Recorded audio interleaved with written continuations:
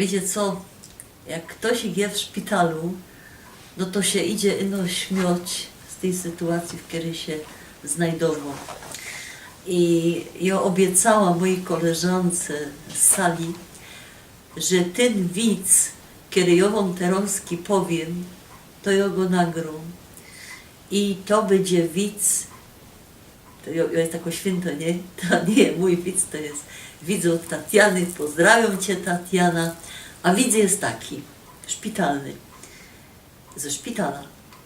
Pani we szkole, czyli nie szpitalny, pani we szkole pyta się dziecka, a pomoc sprawiajcie, no jak te wasze rodziciele śpią, na czym one śpią?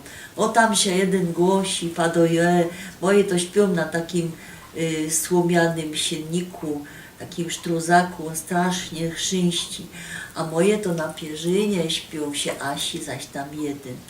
A moje to mają taką z Ikei, taką fajną rzecz, taką nową, z takimi fedrami. A jeden tam całki czas się głosi.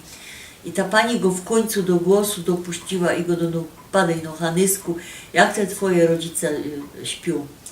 A on padał, a moje to śpią na linie. Na linie? No nie godę, jak to na linie? No, bo każde rano matka padła, spuszczaj no się szybciej, bo czas do roboty.